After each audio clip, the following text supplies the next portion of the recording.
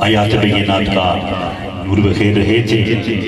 فخر القرآن، زینت القرآن، عظیم قاری قرآن، محترم قاری مظفر الدین نعیمی صاحب، اللہ تعالیٰ آپ کے باز و انداز میں اور ترقی عطا فرمائے۔ اللہ ان کا پڑھنا ہمارا سننا اپنی پاک بارگاہ میں درجہ قبولیت عطا فرمائے۔ یہ وہ قرآن ہے جسے اگر پہاڑوں پر نازل کیا جاتا تو وہ پہاڑ اس قرآن کی خشیت سے ریزہ ریزہ ہو جاتے۔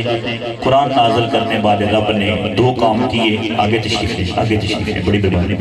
قرآن نازل کرنے والے رب نے دو کام کیے، ایک اس قرآن کو نازل کیا، دوسرا اس قرآن کو سینہ مصطفیٰ پہ نازل فرمایا۔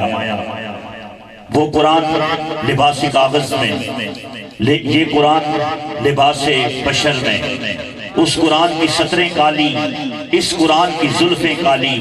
وہ قرآن لباس کاغذ میں، یہ قرآن لباس بشر میں۔ وہ قرآن ساکن ہے، یہ قرآن چلتا پھرتا ہے۔ تلاوت اس قرآن کی بھی ہوتی ہے، تلاوت اس قرآن کی بھی ہوتی ہے۔ فرق اتنا ہے، اس قرآن کی تلاوت کرنے والا قاری قرآن بنتا ہے اور اس قرآن کی تلاوت کرنے والا صحابی رسول بنا کرتا ہے۔ تو حضرات گرامی قدر، یہ ہماری خوش نصیبی ہے کہ ہمیں یہ مواقع رب عطا فرماتا ہے کہ جہاں ہم اس لاریب کتاب کی تلاوت سماعت فرما رہے ہوتے ہیں۔ تو حضرات گرامی قدر، آج کے پروگرام کی نسبت کے حوالے سے تاجدار صداقت سیدنا صدیق اکبر رضی اللہ تعالیٰ عنہ، الحمدللہ ہم یاروں کے بھی ماننے والے ہیں، ہم اہل بیت کے بھی ماننے والے ہیں، ہم اصحاب کے بھی ماننے والے ہیں۔ استاد محترم الطاف شاہ صاحب قاسمی دامت برکاتہ القدسیہ فرماتے ہیں کہ ہمارے ایک ہاتھ میں سرکار کی اصحاب کا پرچم ہے اور اہل بیت کی محبت ہمارے ماتھے کا جھومر ہے۔ تو حضرات گرامی قدر، تاجدار صداقت کانفرنس میں شرکت کرنے والے احباب ابو ہریرہ رضی اللہ تعالیٰ عنہ صحابی رسول ہیں۔ اللہ کے نبی کی حدیث کو روایت کرتے ہیں۔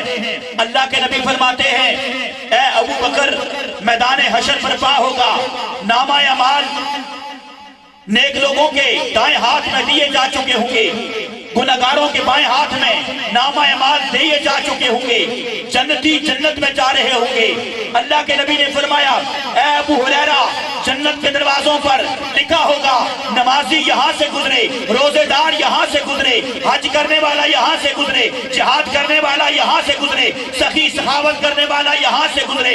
ابو بکر کی محبت نے جوش مارا، عرض کی آقا کوئی ایسا بھی ہے جس کو سب دروازوں سے آواز آئے؟ اللہ کے نبی کی رحمت جوش میں آئی، فرمایا ہاں ابو بکر، ایک ہستی ہے جسے تمام دروازوں سے آواز آئے گی، اے گزرنے والے یہاں سے گزر۔ اب ابو بکر کی محبت اور بڑھتی ہے، تجسس بڑھتا ہے، عرض کی آقا کون ہے وہ خوش نصیب جس کو تمام دروازوں سے آواز آئے گی؟ اللہ کے نبی نے فرمایا، اے ابو بکر، وہ کوئی اور نہیں، وہ تیری ذات ابو بکر کی ذات ہے جس کو تمام دروازوں سے آواز آئے گی، اے ابو بکر یہاں سے گزرو، اے ابو بکر یہاں سے گزرو۔ حضرات گرامی قدر، آج کی ایسی مشان تاجدار صداقت کانفرنس میں آنے والے تمامی احباب، آپ کو اسم قلب سے آپ کا شکریہ ادا کرتے ہیں اور میں مبارکباد پیش کرتا ہوں جناب محترم محمد گلباز مغل صاحب قادری دامت برکاتہ القدسیہ، جنہوں نے اپنے گھر میں یہ اہتمام کیا، اور آج یہ گھر جس طرح ہم کو